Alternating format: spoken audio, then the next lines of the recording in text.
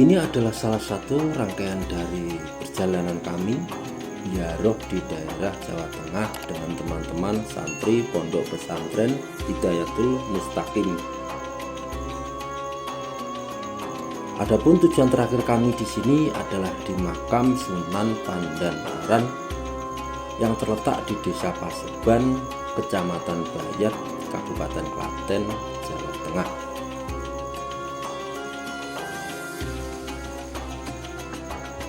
Walaupun namanya tak setenar Wali Songo, makam Sunan Pandan Aran ini setiap harinya selalu ramai dikunjungi oleh para peziarah yang berasal dari dalam dan luar kota. Mengingat beliau adalah santri dari Sunan Kalijogo yang terkenal dengan kewaliannya semasa hidupnya.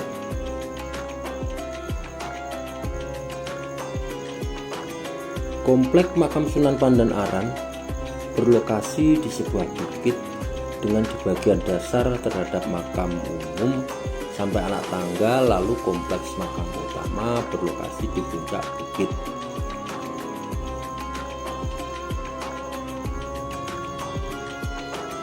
Sunan Bayat sendiri yang mempunyai nama lain Susuhunan Tembayat, Pangeran Mangkubumi, Wahyu Widayat atau Sunan Pandan Aran merupakan tokoh penyebar agama Islam di Jawa yang disebut di sejumlah babat dan cerita lisan.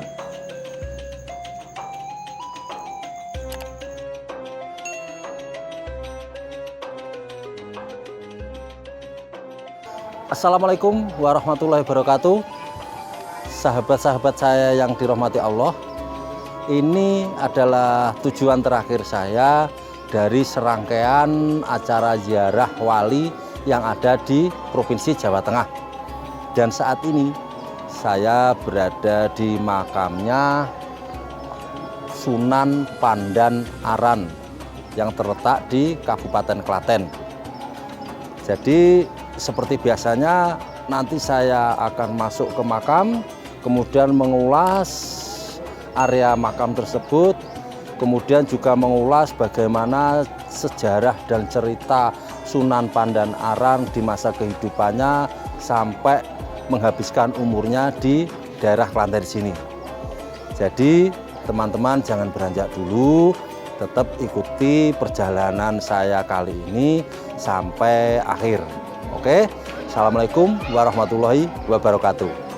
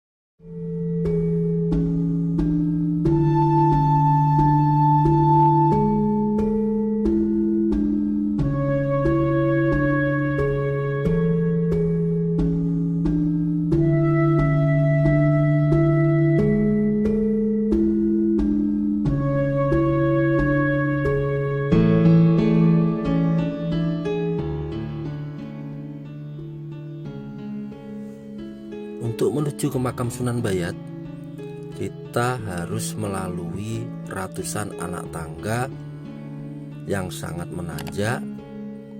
Jadi buat para peziarah yang ingin masuk ke kompleks makam Sunan Bayat bisa dilakukan dengan dua cara, yaitu dengan cara jalan kaki ataupun buat para peziarah yang sudah tidak kuat untuk menaiki anak tangga bisa lewat ojek yang dengan hanya membayar Rp7.000 untuk menuju ke lokasi makam Sunan Pandan Aran.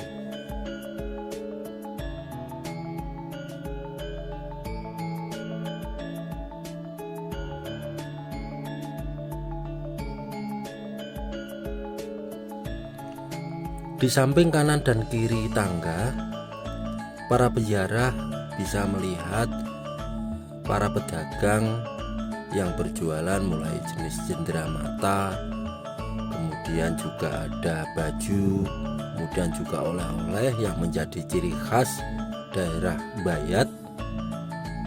Jadi setelah ziarah, biasanya para peziarah itu berhenti sejenak untuk membeli oleh-oleh buat keluarga di rumah.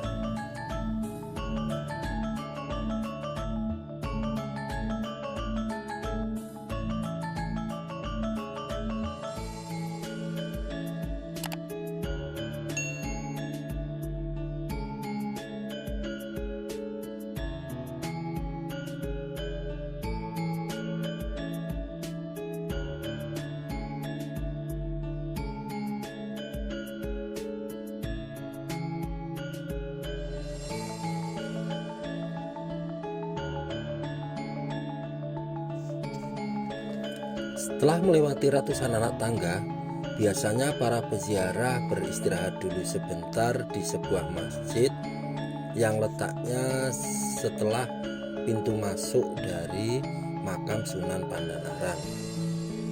Biasanya mereka di sini beristirahat sebentar sebelum melakukan ziarah karena mereka kecapean setelah melewati ratusan anak tangga. Jadi sebelum para peziarah itu berziarah ke makam Sunan Pandanaran, mereka biasanya beristirahat di sini sebentar dulu, kemudian baru melanjutkan perjalanan ke lokasi makam.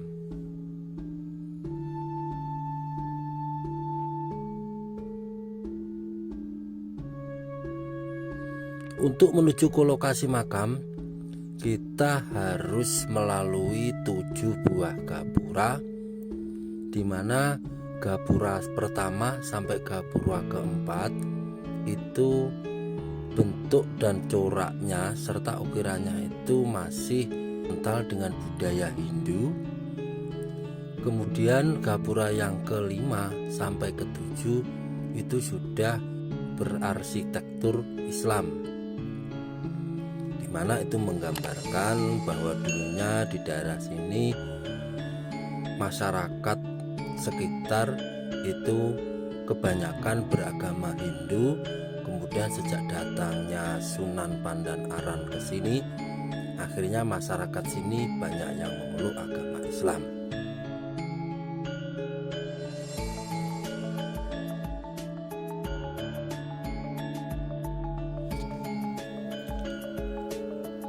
Setelah melewati gapura yang ketiga, para peziarah akan berhenti dulu sebentar di sebuah joglo untuk mendaftarkan diri dan memberikan identitas para peziarah kepada juru makam yang ada di Sunan Pandanaran ini.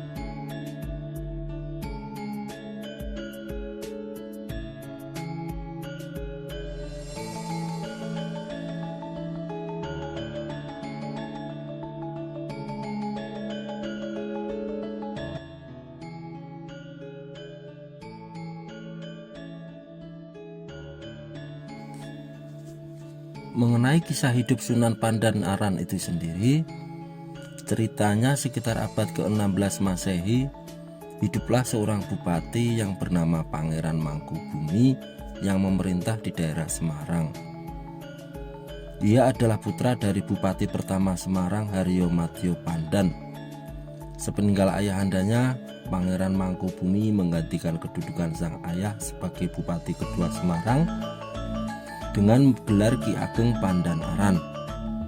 Ia diangkat menjadi kepala pemerintahan Semarang pada tanggal 2 Mei 1547 Masehi atas hasil perundingan antara Sunan Hadiwijaya dengan Sunan Kalijogo.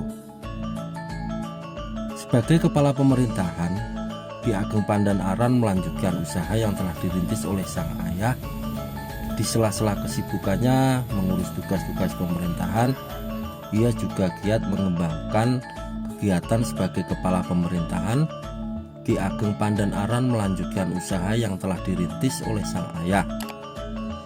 Di sela-sela kesibukannya mengurus tugas pemerintahan, ia juga giat mengembangkan kegiatan-kegiatan keagamaan untuk membina rakyatnya. Kegiatan tersebut diantaranya mengadakan pengajian, menyampaikan ceramah-ceramah melalui khutbah Jumat, serta mengembangkan pondok-pondok pesantren dan tempat ibadah. Dengan demikian, ia dianggap telah berhasil melanjutkan tugas-tugas pemerintahan dengan baik dan patuh pada ajaran-ajaran Islam seperti mendiang ayahnya, sehingga rakyatnya pun hidup makmur dan damai. Namun sifat manusia dapat saja berubah setiap saat. Demikian pula Ki Ageng Pandanaran sebagai seorang manusia, keberhasilan yang telah dicapai membuatnya lupa diri. Sifatnya yang dulu baik tiba-tiba berubah menjadi congkak, sombong, dan kikir. Ia senang mengumpulkan harta untuk kemewahan. Kehidupan mewah itu pun membuat lalai terhadap tugas-tugasnya baik sebagai kepala pemerintah maupun pengembang ajaran Islam. Ia tidak pernah lagi memberikan pengajian dan ceramah kepada rakyatnya. Demikian pula ia tidak pernah merawat pondok pesantren dan tempat-tempat ibadah. Mengetahui sikap dan perilaku Ki Ageng Pandanaran tersebut, Sunan Kalijogo segera memperingatkan dengan cara menyamar sebagai penjual rumput. Dengan kecerdikannya, sang Sunan menyisipkan nasihat-nasihat kepada sang bupati pada saat menawarkan rumputnya. Suatu hari, datanglah Sunan Kalijogo ke kediaman Ki Ageng Pandanaran dengan mengenakan pakaian compang-camping layaknya seorang pedagang rumput. Di sela-sela menawarkan rumputnya, sang Sunan menasihati Ki Ageng Pandanaran agar tidak terbius oleh kemewahan dunia. Jadi, Sunan Kalijogo menyamar sebagai seorang penjual rumput. Bupati menerima, tetapi dengan bayaran yang sangat murah sekali. Oleh laki-laki tua pemotong rumput itu, hal ini tidak dipermasalahkan. Setelah dibayar, sang bupati kemudian mencoba melihat rumput yang baru dibelinya itu. Dia senang karena rumput itu memang bagus kualitasnya. Namun alangkah terkejutnya karena di dalam ikatan rumput terdapat beberapa keping emas. Sontak hal ini membuat dia gembira. Bahkan kejadian itu berulang sampai beberapa kali. Namun pada suatu hari, laki-laki tua yang menjajakan rumputnya, dia tidak mau dibayar, melainkan meminta supaya beduk masjid di kabupaten itu dibunyikan. Tak ayal, sang bupati marah karena merasa dilecehkan oleh laki-laki itu. Melihat Ki Ageng Pandanaran marah, laki-laki tua itu tenang saja. Bahkan dia kemudian mengatakan tidak butuh uang. Kalau saja mau, katanya dia bisa mendapat emas yang lebih banyak hanya dalam satu cangkulan. Ucapan itu makin menambah geram Ki Ageng Pandanaran, sehingga dia lantas menyuruh laki-laki tua membuktikan ucapannya. Bila ucapannya benar, maka Ki Ageng Pandanaran bersedia mengabulkan permintaan laki-laki tua itu.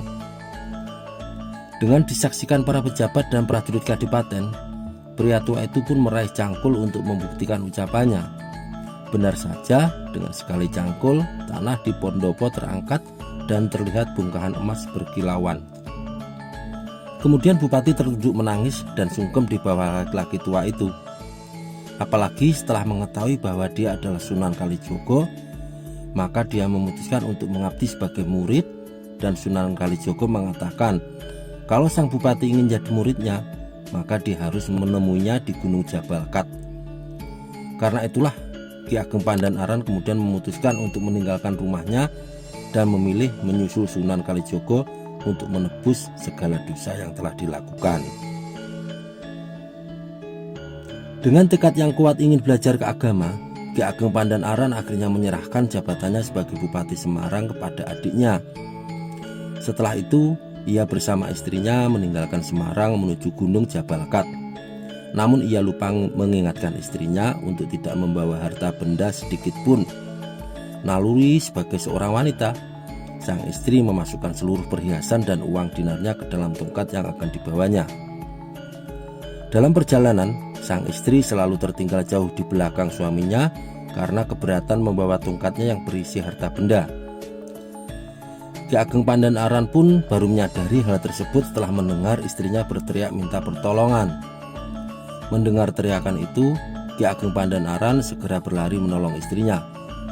Begitu tiba dekat istrinya, ia mendapati 3 orang penyamun sedang berusaha merebut tongkat istrinya. Dengan perasaan marah, ia menegur ketiga penyamun itu. Seketika itu pula, wajah pemimpin penyamun yang bernama Sambang Dalan berubah menjadi wajah domba. Rupanya sejak direstui menjadi murid Sunan Kalijogo, Ki Ageng Pandan Aran memiliki kesaktian yang tinggi. Ucapan yang keluar dari mulutnya menjadi sakti mandraguna. Melihat kesaktian itu, para penyamun tersebut menjadi ketakutan. Sambang Dalan pun bertobat dan minta agar wajahnya dikembalikan seperti semula. Akhirnya Ki Ageng Pandan Aran pun memaafkan mereka. Meski demikian, wajah pemimpin penyamun itu tetap seperti domba dan kemudian menjadi pengungkit Ki Ageng Pandan Aran yang dikenal dengan nama Syekh Domba. Setelah itu Ki Ageng Pandan Aran bersama sang istri melanjutkan perjalanan. Tak berapa lama kemudian tibalah mereka di Gunung Jabal Kat.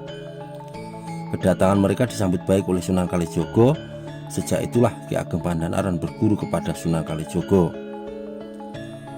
Ki Ageng Pandan Aran seorang murid yang cerdas dan rajin. Berkat kecerdasannya, ia ditugaskan untuk menyiarkan agama Islam di sekitar daerah tersebut. Ia pun mendirikan sebuah perguruan di Gunung Jabal Kat. Ajaran Ki Ageng Pandan Aran yang paling menonjol dikenal dengan istilah patembayatan atau kerukunan dan kegotong royongan. Setiap orang yang datang untuk memeluk agama Islam harus mengucapkan syahadat. Berkat ajaran patembayatan, ia juga berhasil mendirikan sebuah masjid di Bukit Holo. Selain pengetahuan agama, Ki Ageng Pandan Aran juga mengajarkan cara bercocok tanam dan cangkul bergaul dengan baik kepada penduduk sekitarnya. Setelah itu ia pun menetap di Jabal Kat hingga akhir hayatnya. Daerah Jabal Kat dan sekitarnya sekarang dikenal dengan nama Tembayat atau Bayat. Itulah sebabnya ia diberi gelar Sunan Tembayat atau Sunan Bayat. Hingga kini makam Ki Ageng Pandan Aran dapat ditemukan di atas Bukit Cokro Kembang di sebelah selatan Bukit Jabal Kat, Desa Paseban, Kecamatan Bayat, Kabupaten Klaten. Demikian cerita Ki Ageng Pandan Aran dari daerah Klaten. Cerita di atas termasuk kategori cerita sejarah yang mengandung pesan-pesan moral. Salah satunya adalah bahwa jangan sampai kemewahan duniawi menyambut kita lupa diri seperti Ki Ageng Pandan Aran. Oleh karena sibuk mengejar kemewahan duniawi, akhirnya ia lupa pada kehidupan akhirat yang kekal. Namun, sejelek-jelek perbuatan seseorang, jika ia segera bertaubat, maka Tuhan akan mengampuni, manusia pun akan memaafkan. Berkat kesadarannya, ia cepat bertaubat. Ki Ageng Pandan Aran direstui menjadi murid Sunan Kalijogo hingga akhirnya menjadi seorang sunan penyebar agama Islam di Jawa Tengah pada masa lalu dan terus dikenang sampai saat ini.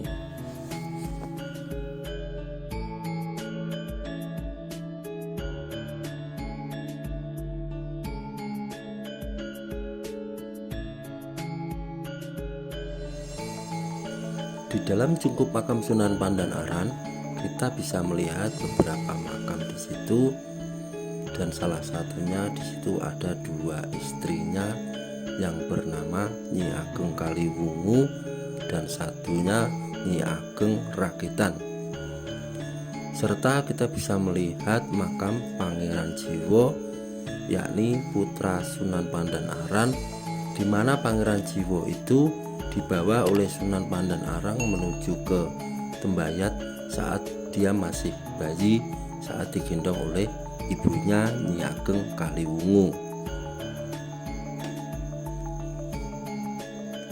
Kemudian di luar kompleks makam Sunan Pandanaran kita bisa melihat juga ada beberapa makam, dan di situ adalah makam para santri-santri Sunan Pandanaran dan para pengikut-pengikut Sunan Pandanaran semasa beliau masih hidup dan para santri itu berguru pada Sunan Pandanaran.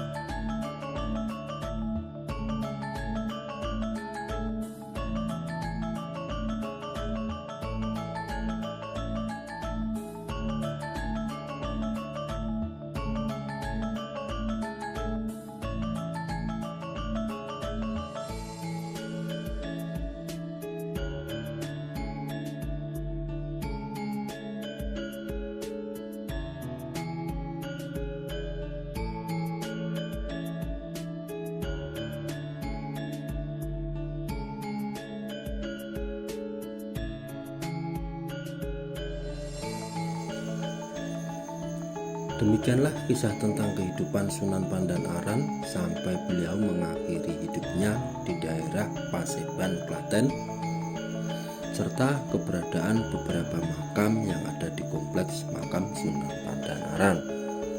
Terima kasih buat teman-teman yang menonton video ini sampai habis. Jangan lupa untuk subscribe, like, dan jika ini bermanfaat, teman-teman bisa share video ini ke teman-teman kalian. Terima kasih. Assalamualaikum warahmatullahi wabarakatuh.